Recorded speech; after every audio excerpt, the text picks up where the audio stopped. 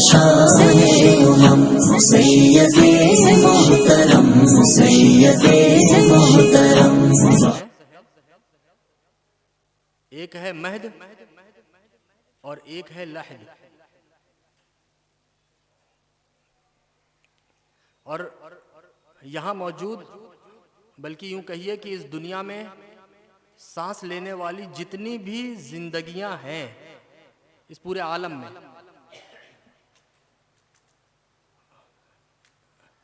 ان کا تعلق انسانی زندگی، ان کا تعلق ان دونوں لفظ سے ہے.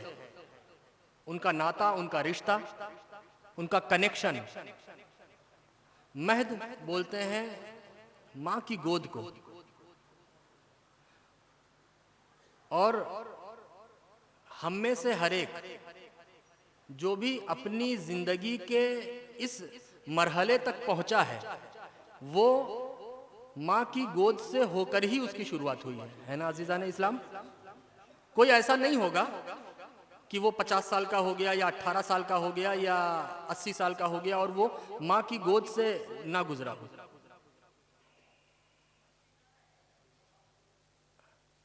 سب اس سے گزرے ہیں، لیکن وہ جو وقت ہوتا ہے، جس وقت ہم اپنے ماں کی گود میں ہوتے ہیں، اس وقت ہمیں یہ شعور نہیں ہوتا. کیوں؟ کیونکہ ابھی ابھی ہم اس دنیا میں ہم نے قدم رکھا ہے، ہم پیدا ہوئے ہیں.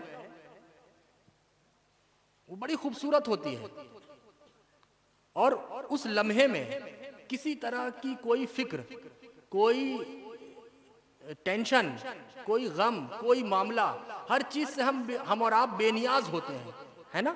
کوئی دنیا نشیب و فراز میں، دنیا الجھنوں میں الجھی رہتی ہے، لیکن ماں کی گود میں سانس لیتا ہوا بچہ مطمئن رہتا ہے نا عزیزان اسلام؟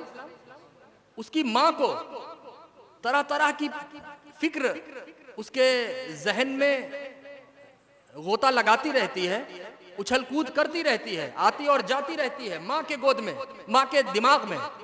لیکن اسی ماں کے گود میں سانس لے رہی وہ ننھی جان مطمئن، اسے کوئی فکر نہیں، کوئی غم نہیں، کوئی رنج نہیں، کوئی الم نہیں، ہر چیز سے بے نیاز. پھر وہ امیر ماں کی گود میں سانس لینے والی جان ہو یا غریب، ہے نا؟ ایک دم بے فکر ہوتی ہے. تو یہ جو لمحہ ہوتا ہے، غریب کا ہو یا ادنا، اعلیٰ ہو، اوسط ہو، ادنا، کسی بھی لیول کا انسان ہو، اس کی بڑی خوبصورت زندگی ہوتی ہے کیونکہ کوئی فکر ہی نہیں ہوتی. یہ ہے مہد. اور دوسرا لفظ ہے لحد، مطلب قبر. اب جو اس دنیا میں آیا ہے، دیر میں یا جلدی اسے اس دنیا سے جانا بھی ہے. اور مومن جو ہے، جس کا تعلق مذہب اسلام سے ہے، جس کا تعلق خدا، رسول اور اولیاء اللہ سے ہے نا؟ تو وہ اگر مومن کامل ہے تو جب جب لحد کا ذکر آئے گا اس کے سامنے، وہ متفکر ہو جائے گا، وہ بے چین ہو جائے گا، اس کا دل و دماغ بے چین ہو جائے گا کہ مجھے ایک دن قبر میں جانا ہے، مجھے جو بھی میں اس دنیا میں کروں گا اس کا انجام مجھے قبر میں جا کر اس کا رزلٹ میرے سامنے آئے گا، ہے نا؟ تو جو ایک مومن ہے، ہاں، جو دنیا میں ڈوبا ہوا انسان ہے، ایسا انسان جس کی ترجمانی حضور شیخ الاسلام والمسلمین اپنے اس شعر سے کرتے ہیں کہ ایک تصویر تھی جو مٹا دی گئی، ایک تصویر تھی جو مٹا دی گئی، یہ غلط ہے مسلمان مارا گیا. تو جو ایسا مسلمان ہوگا اس کے سامنے قبر کا ذکر بڑے سے بڑے علماء کرام کریں، اسے اس کے دل و دماغ پر کوئی اثر نہیں ہونے والا. کیوں؟ کیونکہ وہ تو آپ سمجھ ہی سکتے ہیں، جب اس کا ایمان ہی ڈگمگایا ہوا ہے، ایمان ہی کمزور ہے جب، تو وہ تو ادھر سے سن کر ادھر سے نکال دے گا. لیکن مومن کامل جو ہوگا اس کے سامنے جب لحد کی بات آئے گی، قبر کا ذکر کیا جائے گا، قبر کی بات اٹھے گی، تو اس کی روح کانپ اٹھے گی، اس کا ایمانی جذبہ مزید بیدار ہو جائے گا، جاگ اٹھے گا، ہے نا؟ اور ایک بات عرض کرنا بھول گیا شروعات میں महद, माँ की गोद, जो एक किसी के भी सामने माँ की गोद का जिक्र करिए तो इंसान डरेगा नहीं बल्कि मुस्कुराएगा, खुश होगा, है ना। किसी के भी सामने आप माँ की गोद का जिक्र किया जाए तो जब वो बच्चा होता है तब तो उसे शूर नहीं होता, लेकिन जब हम बड़े हो जाते हैं, हम दूसरों को देखते हैं, पैदा होने वाले बच्चे को देखते हैं, तब हमें एहसास होता है कि मैं भी जब पैदा हुआ होऊंगा तब मेरे वालिदैन ने भी मुझे इसी नाजो नेमत से, इसी शौकत, इसी नाजो नखड़े से मुझे भी पाला होगा, मुझे भी जिंदगी में आगे बढ़ाया होगा, है ना। तो ये जो माँ की गोद होती है, इसका जिक्र जब भी आता है कोई गमज़दा नहीं होता, कोई डरता नहीं है, बल्कि इंसान खुश हो जाता है, उसकी तबीयत में फरहत और शादमानी आ जाती है। और जहां लहद का जिक्र आता है, कब्र का जिक्र आता है, तो अगर मोमिन कामिल है, अगर सच्चा पक्का मुसलमान है, खुदा का बंदा, नबी का उम्मती है, अगर वो सच्चा, तो वो उसकी रूह कांप जाएगी, लरज उठेगी, उसका दिल थरथरा उठेगा, है ना अजीज़ान इस्लाम। तो ये जो महद और लहद है, माँ की गोद से लेकर कब्र के दरमियान जितने भी लोग इस दुनिया में सांस ले रहे हैं, तो इस दरमियान का जो सफर होता है वो 3 हाल से खाली नहीं होता। उसके 3 चेहरे होते हैं, 3 तबकात होते हैं, 3 दर्जात होते हैं, 3 मराहिल होते हैं, 3 अलग अलग नौइयत होती है, 3 अलग अलग हैसियतें होती हैं हमारी और आपकी जिंदगी के, हर किसी की जिंदगी के। पहला दर्जा, पहला तबका, जिसे हम और आप बचपन कहते हैं, है ना। बड़ा खूबसूरत होता है बचपन, कोई फिक्र नहीं, कोई गम नहीं, कोई टेंशन नहीं, बड़ा खूबसूरत बचपन होता है हर इंसान का। दूसरा, हमारी जिंदगी का दूसरा चेहरा, जिसे हम और आप जवानी से तशबीह देते हैं, है ना। ये हमारे और आपके जिद्दोजहद का मरहला होता है, हमारे और आपके कोशिश करने का टाइम होता है। इसमें हर इंसान, हर नौजवान कोशिश करता है कि मैं कौन सा ऐसा काम करूं जिसकी वजह से मेरे घर वाले, मेरे वालिदैन, मेरे भाई बहन, मेरी अहलिया, मेरे बच्चे वो मुतमईन रहें, है ना। मतलब स्ट्रगल का टाइम रहता है, जिद्दोजहद का वक्त रहता है। तीसरा, हमारी और आपकी जिंदगी का तीसरा दर्जा, जिसे हम और आप बुढ़ापे से ताबीर करते हैं। एक इंसान अगर उसे बुढ़ापा नसीब हुआ है तो अपनी जिंदगी के 3 हिस्सों से गुजरता है, बचपन, जवानी और बुढ़ापा, है ना। इसके अलावा चौथा पैदा होने के बाद बचपन है, और बुढ़ापे के बाद उसका इंतकाल है ना। बुढ़ापे के बाद इस दुनिया से चला जाता है, रुखसती, तो वो इंतकाल की शक्ल में होती है। तो इंसान की जिंदगी के आम तौर पर जिसे 3 दर्जे मिले, वो 3 ही हिस्से होते हैं, बचपन, जवानी और बुढ़ापा। उम्मीद है ये बातें आपके जहन में कोई ऐसी बात नहीं है कि हमने कोई आपको नई बात बता दी हो या ऐसी नादिर बात बता दी हो। ये हमारी और आपकी जिंदगी में रोजमर्रा के उससे गुजरती हुई बातें हैं। तो अजीज़ान मिल्लत इस्लामिया, हम और आप अपनी जिंदगी के इन 3 हिस्सों में जो भी काम करते हैं, कोई भी काम, वो छोटे से छोटा हो हमारा अमल, या बड़े से बड़ा हमारा फेल हो, उसमें उसके पीछे कोई ना कोई वजह होती है ना। कोई ना कोई सबब होता है। एक बच्चा अगर रो रहा है तो कोई तो वजह होगी उसके रोने की, बिना किसी वजह के वो बच्चा रो नहीं रहा, कुछ तो है, या तो उसके पेट में तकलीफ है, या तो उसके सर में दर्द है, या उसे भूख लगी है। अब वो अपने मौजूदा कैफियत का इजहार जो है वो बोल कर नहीं कर सकता, लिहाजा वो रो रहा है। क्या है मेरे वालिदैन, आप समझिए, और अब ये आपकी जिम्मेदारी है, आपको पता करना है कि मुझे क्या तकलीफ है। क्यों? क्योंकि इस वक्त मैं इतना छोटा हूं कि मैं ना तो बोल सकता हूं ना आपको समझा सकता हूं, है ना। एक इंसान अगर सोता है कोई वजह है सोने की, एक इंसान अगर बोलता है कोई वजह है, बिना किसी मकसद के हम और आप गुफ्तगू नहीं करते, हम और आप हंसते हैं, कोई वजह है। इंसान किसी मौके पर रोता है, किसी वजह से रोता है, बिना किसी सबब के इंसान नहीं रोता। इंसान सफर करके एक जगह से दूसरी जगह जाता है, कोई तो वजह होती है ना। हर इंसान की अपनी अपनी वजह होती है। क्या बिना किसी वजह के आप उठकर मेहनत करके एक जगह से दूसरी जगह जाते हैं? ऐसा कहीं आपकी निगाह में क्या कोई मिसाल ऐसी गुजरी है? मुझे तो नहीं लगता। कोई तो वजह होती है ना। हम और आप तिजारत करते हैं, کوئی وجہ ہوتی ہے. انسان نوکری کرتا ہے, کوئی وجہ ہوتی ہے. انسان تعلیم حاصل کرتا ہے, کوئی وجہ ہوتی ہے. انسان دنیاوی تعلیم حاصل کرے یا دینی تعلیم حاصل کرے, کوئی نہ کوئی تو وجہ ہوتی ہے نا. تو عزیزان ملت اسلامیہ, اے غیرت مند مسلمانوں, بڑی سنجیدگی کے ساتھ میں اپنی گفتگو آپ کے درمیان فکر رکھنا چاہوں گا کہ جب ہم اور آپ کھاتے کسی وجہ سے ہیں, پیتے کسی وجہ سے ہیں, سوتے اٹھتے بیٹھتے جاگتے کسی وجہ سے ہیں, کاروبار کسی وجہ سے کرتے ہیں, گھر آئے مہمان کی مہمان نوازی کسی وجہ سے کرتے ہیں, چھوٹوں پر شفقت کسی وجہ سے کرتے ہیں, بڑوں کی عزت کسی وجہ سے کرتے ہیں, والدین کا ادب و احترام بنا کسی وجہ کے کرتے ہوں, ایسا نہیں ہے بلکہ کوئی نہ کوئی وجہ ہے. تو ہم اور آپ ذکر الہی بھی تو کسی وجہ سے کرتے ہوں گے, ہے نا. کیا کھانا کسی وجہ سے ہے اور خدا کا ذکر بنا وجہ کے؟ نہیں. کیا پانی پینا کسی وجہ سے ہے انسان کا اور خدا اور بارگاہ خداوندی میں ذکر کرنا بنا کسی وجہ کے؟ نہیں. جب انسان کے کھانا کھانے کی وجہ ہے, پانی پینے کی وجہ ہے, اٹھنے بیٹھنے سونے جاگنے کی وجہ ہے, تو وہیں اس کے ذکر الہی بجا لانے کی بھی کوئی نہ کوئی تو وجہ ضرور ہے نا. تو آج اس موقع پر ہم یہی سمجھنے کی کوشش کریں گے کہ کیوں ہم ذکر الہی کرتے ہیں, اس کی وجہ کیا ہے. کھانا کھانے کی وجہ, پانی پینے کی وجہ, گفتگو کرنے کی وجہ, سننے کی وجہ, اٹھنے بیٹھنے کی وجہ, تجارت کی وجہ, تو ذکر کی کیا وجہ ہے, کیوں جاتا ہے ذکر. تو عزیزان ملت اسلامیہ, آئیے اسے میں ایک مثال کے ذریعے آپ کو سمجھانے کی کوشش کروں. مثال کے طور پر یہ مائک ہے نا. اس مائک کو کسی نہ کسی مقصد سے بنایا گیا ہے, بنانے والے نے کسی مقصد سے بنایا کہ بھائی انسان کی آواز کو اگر دور تک پھیلانا ہو تو ہر کسی کی آواز حضور محدث اعظم ہند کی آواز کی طرح تو نہیں ہو جائے گی,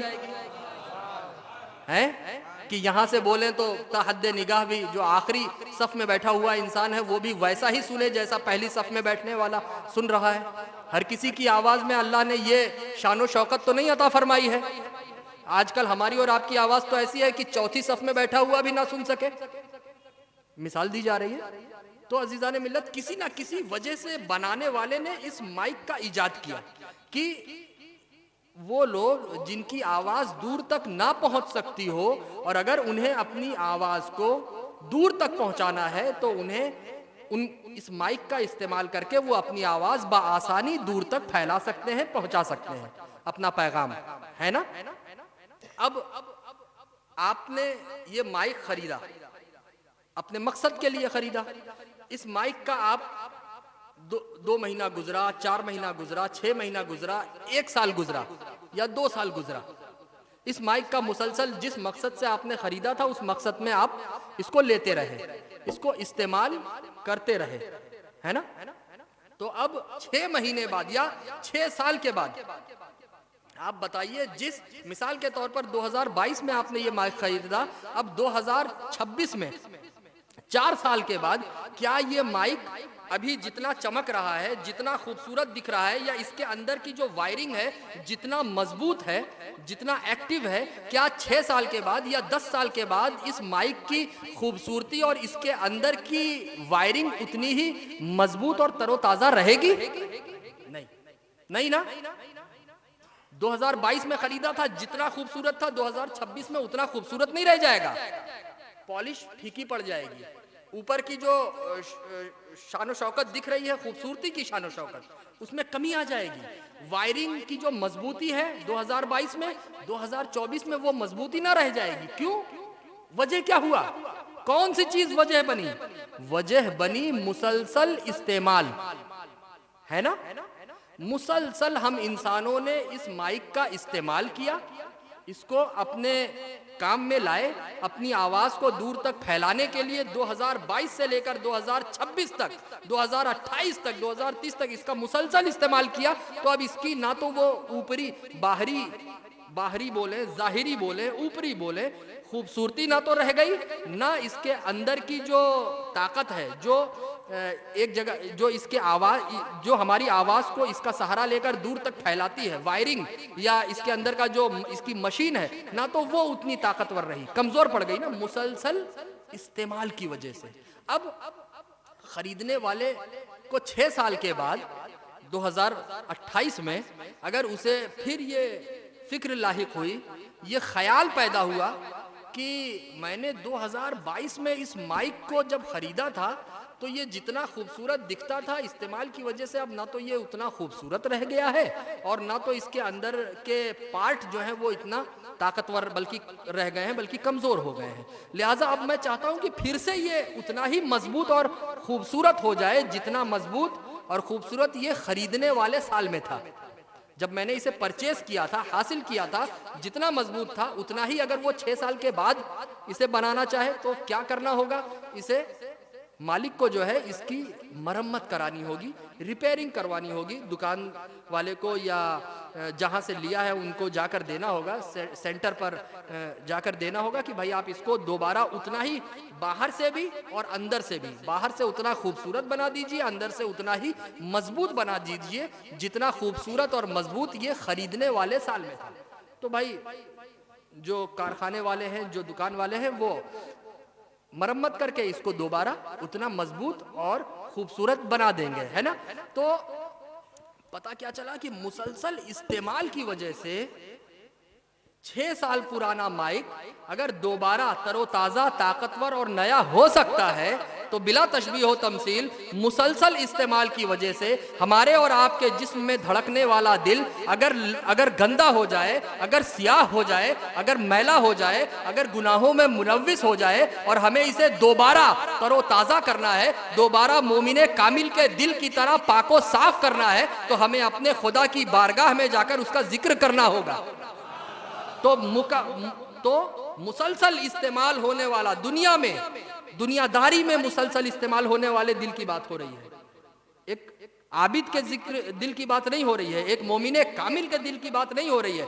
وہ انسان جو دنیا کی الجھنوں میں الجھ کر جس کا دل سیاہ ہو چکا ہے، وہ انسان جس نے دنیا کی نشیب و فراز میں اپنے آپ کو اتنا مصروف کر رکھا ہے کہ وہ بھول چکا ہے کہ اسے اس کے رب نے کس وجہ سے پیدا کیا، جو اس فکر کو بھول چکا ہے، اگر اللہ کی توفیق سے اس انسان کے دل میں یہ فکر دوبارہ پیدا ہو تو اپنے میلے ہو چکے، گندے ہو چکے، گناہوں میں ملوث ہو چکے، سیاہ ہو چکے اس دل کو صاف کرنے کے لیے اسے دوبارہ ذکر الہی کی شکل میں اپنے خدا کی بارگاہ میں حاضری دینی ہوگی۔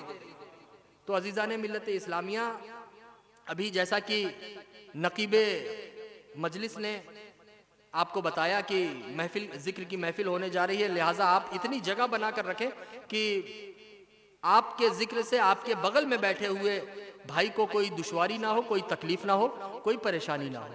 آپ بھی اپنا ذکر اپنے خدا کی یاد اور اس کے رسول کی یاد میں محو ہو کر، گم ہو کر کر سکیں، اور آپ کے بغل میں بیٹھا ہوا انسان، آپ کا بھائی، آپ کا مسلمان بھائی، وہ بھی بآسانی ذکر الہی کر سکے۔ تو اس میں کچھ اہم باتیں ہیں جو ہم آپ کو بتانا چاہیں گے۔ وہ حضرات جنہیں اگر کوئی دشواری ہے، جنہیں پیروں کو فولڈ کر کے موڑ کر بیٹھنے میں کوئی پریشانی ہے، آپ جس طرح بیٹھے ہو اسی طرح بیٹھے رہو، ورنہ اگر کوئی تکلیف نہیں ہے تو جس طرح ہم نماز میں بیٹھتے ہیں، قعدہ میں جب بیٹھتے ہیں تو 2 پیروں کو موڑ کر بیٹھتے ہیں، اگر کوئی دشواری نہیں ہے تو میری گزارش ہے آپ اس طرح بیٹھ جائیں۔